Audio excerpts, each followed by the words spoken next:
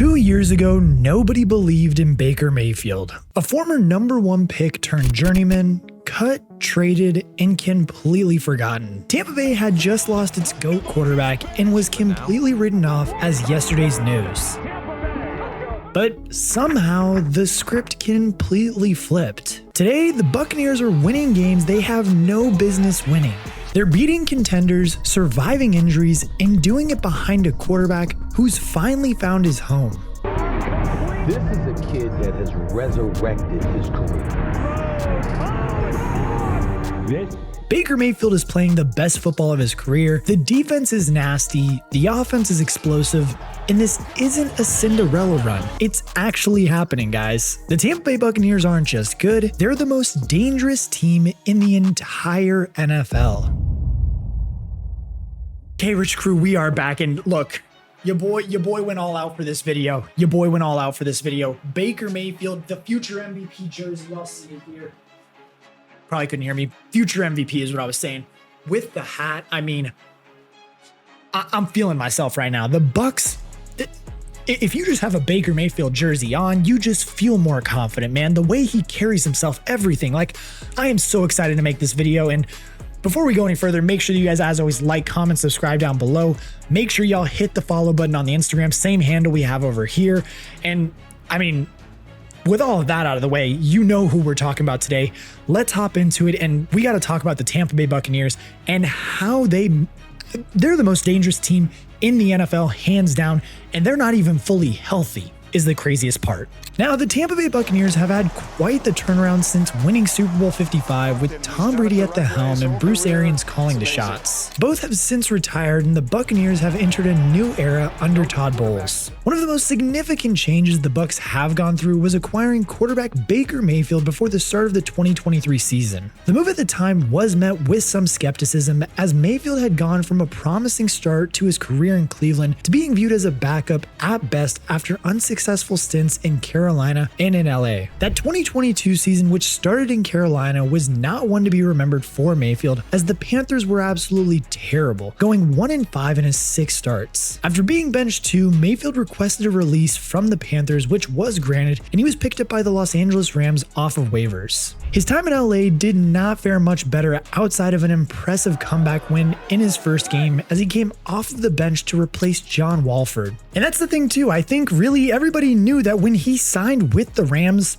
everybody knew that that stint was only going to be very short-lived because it was only while Matthew Stafford was injured. For Mayfield though, he definitely saw it in a different eye, as more so he saw it as an opportunity to get some eyes on him before heading into free agency. This led into the 2023 offseason and his signing with the Tampa Bay Buccaneers. Mayfield was inked to a 1-year deal where he would have to perform to earn an extension, showing how far his reputation had slid since his first few years in Cleveland. That's the thing. We all know Baker is a competitor, and that's exactly what he saw when he took the job. He wanted to prove all the doubters wrong and show that he was a good quarterback. He would then go on to have a career year, throwing for a career high in yards and touchdowns and helping the Bucs to a 9-8 record, which actually happened to be enough for a playoff spot thanks to a measly NFC South division. They even managed to win against a heavily favored Philadelphia Eagles team, showing that Mayfield and the Bucs were beginning to look like a serious football team. And that's the crazy thing too. In any other year, Mayfield probably would have run away with the Comeback Player of the Year award, but thanks to a resurgent Joe Flacco, his return to form fell a little under the radar. Then in his second year though, Mayfield continued to play at his highest ever level and helped the Buccaneers improve to 10-7. He was throwing the ball more accurately than ever before and showing a maturity he did not have even when he was back in Cleveland. This time though, their playoff hopes would be dashed in the wild card with a loss to the Washington Commanders.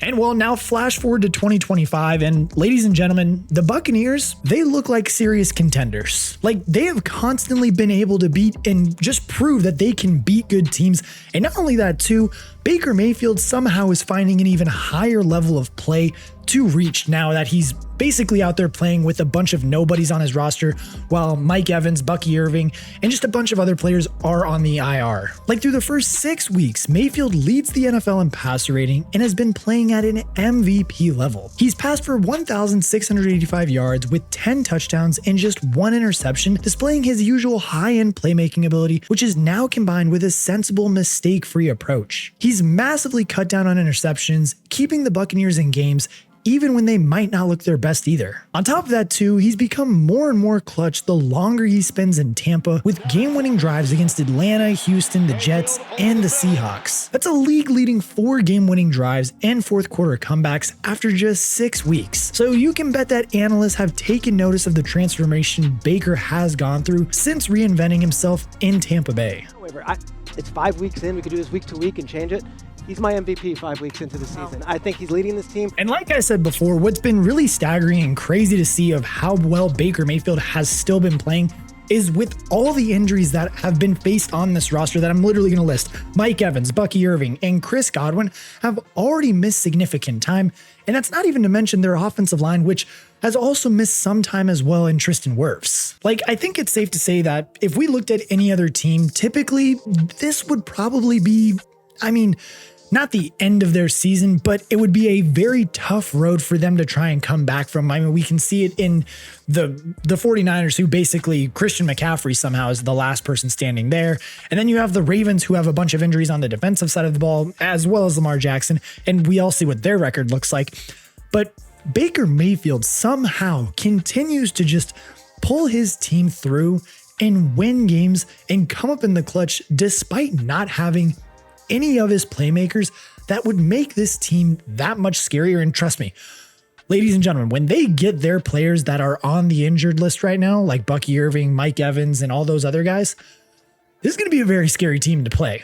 But yes, as of course Baker Mayfield always does, he performs in the face of adversity, and now the Tampa Bay Bucs, they look like the best team in the NFL, definitely the NFC, I'd say. He's really looking like an MVP frontrunner right now and somehow finding massive plays and results for his team each and every week, whether that be with his arm or barreling over defenders for long third down rushing conversions. His importance to the team has been on full display as his leadership and swagger bleed into the attitude of this team, and it's apparent in interviews with teammates that his guys would die for him on the field. And ladies and gentlemen, we have to take a quick time out from today's video because we have to go over our sponsor that is where you need to be placing all of your bets this year in MyBookie. And now look, as you can see by what I'm wearing, you guys can see who I'm going with as the lock of the week this week. Nothing else needs to be said. I know they're playing Jaxson Dart. I know they're playing Cam Scatterbo. Doesn't matter. They're retiring Demaryius Thomas's number. We all know how crazy that's going to be. I guess not crazy, but more how commemorating is what I should say. How commemorating it is to see that number get retired after him passing away recently. So with that being said, RIP Demaryius Thomas, we are going with the Denver Broncos. And what I'm going to do is I'm going to head over to their NFL lines because right now I know I can get the best line here at MyBookie, and we're going to scroll over. I already have it clicked on because we know we're going to hammer this bet home. So we're going to head over here to the bet slip, and simply put, we're putting 100 on it. We know how we do this. We hit this in the morning, then we roll it over to the afternoon, and then we send it on the Sunday night game. And that's how we are going to win our money this week. And you guys know I had to come through for you, so make sure you are using code KRICH when you check out. Again, make sure you are using code KRICH. We are locking in this bet right here for $100. That's going to be the morning lock. Again, you see what I'm wearing: Denver Broncos shirt, Denver Broncos hat. We're riding with the Broncos to cover by a touchdown against Cam Scatterbo and the boys. And the best part is if you guys want to bet against me, all you have to do is come over here to the homepage and click the partner picks, and you can either bet with me or against me. Obviously you're going to bet with me because your boy just doesn't miss, but either way, we're going to be going head to head against each other.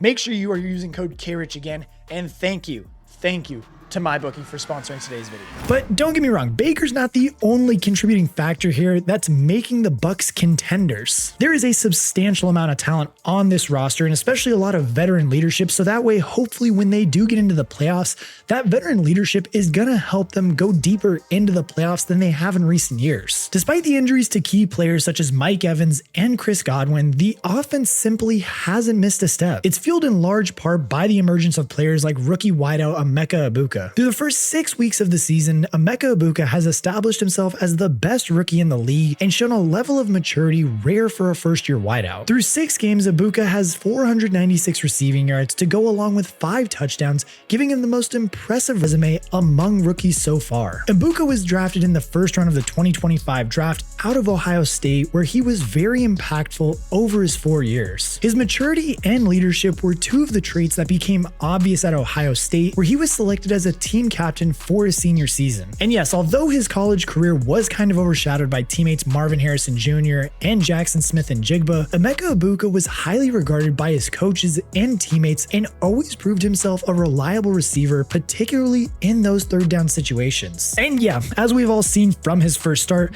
Emeka Egbuka has proven that he does belong in the NFL. The 4 years he spent in college clearly show as he entered the league with an advanced understanding of how to run routes and put himself in the best position for his quarterback. On top of that too, his speed clearly plays as he has found himself on the receiving end of several long touchdowns from Baker.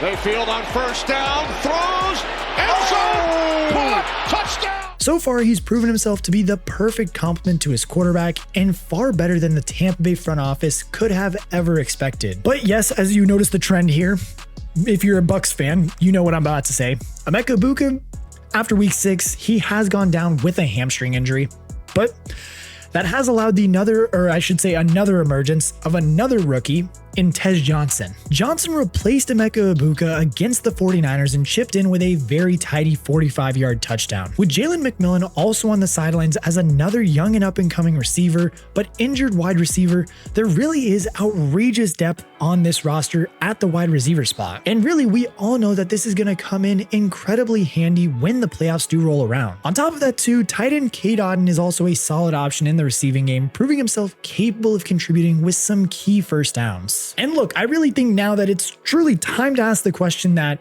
how good can this team be once they get all of these offensive weapons back on the roster? I mean, I've said it probably 3 or 4 times now, but it's just a constant lingering question that we're gonna have to think about the entire time, whether they keep winning or losing. Oh, and yes, I know we've been talking about the wide receivers a lot here, but their running backs are pretty good too, I'd say. Bucky Irving broke out in his rookie season in 2024 and looks set to keep on improving, but yes, you guessed right, he is currently injured, but still, Rachaad White has been very consistent as a backup and has picked up the slack when Irving has been out. Despite the injuries and setbacks, Tampa Bay has managed to preserve and stay competitive in these games too. This is the football team that knows how to win ugly and mount comebacks when the moment comes. It really is so promising when you consider how many people are missing and suggest good things could be in store in the playoffs when they are healthy. But that's the thing too, it's not just the offense that's getting things done for the Tampa Bay Buccaneers, it's this defense as well. They're creating a lot of disruption and turnovers, which yes, it's gonna lead to more offensive opportunities for Baker and the boys to get out on the field and score more points. The unit is definitely anchored by veteran nose tackle Vita Vea, who leads by example and creates havoc in the front lines. Vea has played a big role in the Bucs rushing defense, being one of the best in the league in 2025, with the unit ranked 5th in rushing yards per game. The pass defense, on the other hand, is a cause for concern for Tampa Bay fans, as they really have struggled with injuries to some of their key players. Starting corners Jamel Dean and Zion McCollum both have had injury issues in the first half of the 2025 season. It's always hard to find consistency when dealing with injuries to multiple key positions, but the Bucs ultimately have to find a way to find solutions to make it work, because down the stretch, poor pass defense will come back to bite you. Elsewhere though, the Bucs have had plenty of experience in the form of linebackers Levante David and Hassan Reddick, as well as safety Antonio Winfield Jr. I mean, overall, this defense is just a solid unit, and they have been fairly successful at creating pressure and as a result, some turnovers. Todd Bowles has done a great job, especially considering the personnel difficulties he's had to face, and his use of a blitz-heavy scheme that intends to create pressure has paid off for the most part, and it just has played a big part in protecting their less successful pass defense. Just like the offense though, injuries are playing their part, but the Bucs D has managed to do just enough to help out, especially in the close games. In terms of the Bucs schedule though, as we look forward and how they stack up in their division, they have already played some very good football teams, coming close against the reigning champion Eagles and beating the Seahawks and 49ers, who will both be in playoff contention. In these games, they've shown the ability to beat physical teams and grind out ugly wins when necessary. The Bucs also have one of the benefit of playing in one of the NFL's weaker divisions, and yes, while the Falcons look slightly revived, the Saints are probably the worst team in the league, and the Panthers shouldn't be much of a threat in the long term. This should allow the Bucs to get a seamless spot in the playoffs no matter their record, but they definitely want to fight for top seeding and get that first round bye, and right now, it looks like they should. It really just does seem like this is a team set to fight deep into the playoffs. The offense is great and not even close to fully healthy. If Baker Mayfield continues the current form he's in, he will undoubtedly be the MVP, and once he gets the likes of Evans, Godwin, and Irving back, they're gonna look even better. It's the way that the offense can adjust its game style in response to their opponents that makes them such a difficult team to break down. They can go up tempo when needed and beat you through the air, but they can also slow things down and grind out a win on the ground. Without a doubt though, the defense will remain the biggest question mark, but they have been a solid unit all in all and should get better once they get some key starters back from injury. As of now though, the Buccaneers have been the best team in the league along with the Colts, with wins over some impressive opponents. And that's the craziest thing too, is they've done it while struggling with injuries on both sides of the ball. They've also shown that they're capable of winning games when things exactly don't go their way, which is what champions are made of. Like, don't forget, the Tampa Bay Buccaneers were supposed to fade when Tom Brady walked away. Instead though, they rebuilt faster than anyone expected it, and Baker Mayfield became the face of one of the NFL's toughest teams. They've taken every punch, lost key players, and still keep winning. And with this version of Baker, confident, composed, clutch, Tampa Bay isn't just trying to make the playoffs, they're trying to take the league by storm. And let's be straight up, if this is what they look like banged up, imagine what happens when they get healthy. The Bucs are back, and they might just be the team that nobody wants to face in January.